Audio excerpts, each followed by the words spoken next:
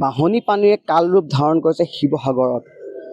আমি অহৰহ বাতৰি সম্প্ৰচাৰ কৰি আছোঁ আৰু মই বৰ্তমান উপস্থিত আছোঁ শিৱসাগৰৰ ৰাষ্ট্ৰীয় ঘাইপথ ৩৭ নং ৰাষ্ট্ৰীয় ঘাইপথত দৰিকাপাৰত। আৰু দৰিকাপাৰত যি ৰাষ্ট্ৰীয় ঘাইপথ আছে এই পথটো যিমান দূৰলৈকে কেমেৰাত দেখা পোৱা গৈছে এটা ফালৰ এই ৰাস্তা সম্পূৰ্ণ পানীত ডুব গ'ল আৰু ইয়াৰ আশে পাশে যিসকল বাসগৃহ আছে সেইসমূহ পানীত ডুব গ'ল।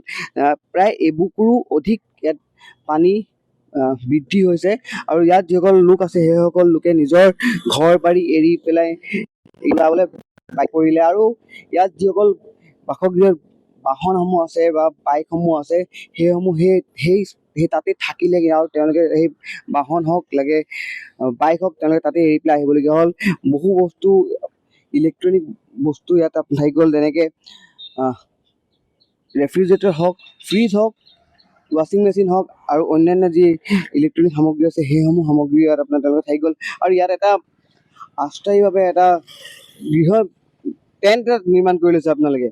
আপোনাৰ ঘৰটো ক'ত আছিলে আৰু ইয়াত আহি পেলাই এই জেগাত মুখে ঘৰটো বহুত পানী চব তাৰমানে ৰাতিৰ ভিতৰত এনেকৈ পানী হ'ল আমি গমেই নাপাওঁ। তাৰমানে চব থাকি গ'ল বস্তু বাহিনী, গড্ৰেজ চকেজ তাৰমানে কিবা পালেং চালেং ফেন চেন চব থাকি গ'ল, তিতি মেলি এটা ব্লেংকেট চেলেংকেট চব থাকি গ'ল। সাহায্যৰ নামত কি আহিছে এতিয়ালৈকে? এতিয়ালৈ একোৱেই পোৱা নাই। সাহায্যৰ নামত একো নাই। নাই। আৰু আপোনালোকে এই যি টেণ্ট আপোনাৰ তৰি লৈছে সেইটো আমি নিজে তৰি লৈছোঁ। কেইজন মানুহ আছে? আমি 200 মানুহ এই ঘৰে আৰু আমি 300 মানুহ একেলগে আছে। প্ৰথমতে মই এটা বস্তু দেখাব বিচাৰিম যে এই যিটো গৃহ আছে, এই যিটো ৰাস্তা আছে, যিটো গৃহ আছে, এই গৃহটোত প্ৰায় এবুকুৰ অধিক পানী হৈছে আৰু সেই গৃহত থকা যিসকল লোক আছিলে সেইসকল লোক আহি পেলাই এই টেণ্ট এটা তৰি লৈছে আৰু এই টেণ্টত 3টা পৰিয়াল একেলগে আছে। মই এগৰাকী মহিলাৰ ওচৰলৈ আহিছো। আপুনি ইয়াতে আছে? কি অৱস্থাত আছে, কি হৈ আছে? এনেকে অৱস্থা দেখিছে, বানপানী গোটেই ডুবি আছো। ঘৰৰ বস্তু বাহিনী চব দোকানো ইমান দামী দামী বস্তু আছে ঘৰত, ক'ত পাম সেইখিনি এতিয়া আমি? মানুহ আহিছে নেকি আপোনালোকৰ? নাই, কোনো নাই। ৰাতি গোটেই 1:30 বজাত ৰাতি ৰাস্তালৈকে ওলাই আহিছো আমি। খোৱা বোৱা কৰিছে নে ভালকে? খোৱা বোৱা লোকৰ ঘৰৰ পৰা আনি দিলে, ভাত কেইটামান ৰাতিপুৱা সেইটোৱে খালো। প্ৰশাসনৰ ফালৰ পৰা কোনো মানুহ আহিলে? কোনো নাই।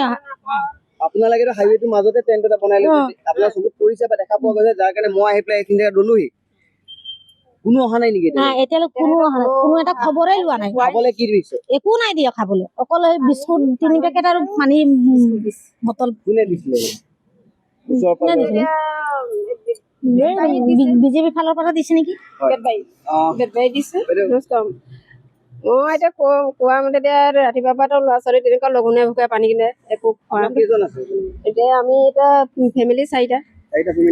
আমাৰ এতিয়া 4টা। এতিয়া ল'ৰা ছোৱালী ঘৰতো পানী, আমাৰ ঘৰৰ মানে গোটেই বস্তু মানে গোটেই ডুবিলে গোটেই গড্ৰেজ মানে চকেজ মানে চব এইবোৰ পানী বুৰিলে আৰু একো মানে এনেকে আনিব নোৱাৰিলো আৰু বস্তু।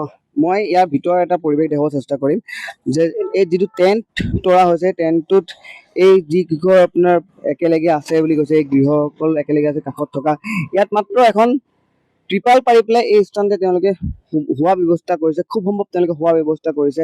তেওঁলোকে 2টা চিলিণ্ডাৰ আনিছে, কিছু সামগ্ৰী তেওঁলোকে লগত লৈ আহিলে, যিসমূহ তেওঁলোকে আনিবলৈ সক্ষম হ'ল সেইসমূহ সামগ্ৰী তেওঁলোকে লৈ আনিলে। কিন্তু তাৰ পাছত তেওঁলোকৰ যিসমূহ মূল্যৱান সামগ্ৰী আছিলে সেইসমূহ সামগ্ৰী ঘৰতে থাকি গ'ল। ইয়াৰ স্থানীয় এজন যুৱক আছে আমাৰ লগত। নামি আহা, তুমি নামি আহা, পাৰিলে আহা, একো নহয়। ক'ত তোমাৰ ঘৰটো? মোৰ ঘৰ এইফালে। সেইটোৱে তোমাৰ ঘৰ? কি হ'ল, কিমান দেৰিৰ ভিতৰত তোমালোকে ওলাবলৈ পাৰিলা? মই আহিছোঁ 1টা বজাত। মই ইয়াত নাছিলোঁ বাৰু কালি মই আহিছোঁ 1টা বজাত। আপোনাৰ 1টা বজাত অহাৰ পাছত আপোনাৰ পানী চাগে নাছিলে। আধা ঘণ্টাৰ পিছত গোটেই পানী সোমাই ক্লিয়াৰ হৈ গ'ল। বস্তু একো উলিয়াবই নাপালোঁ।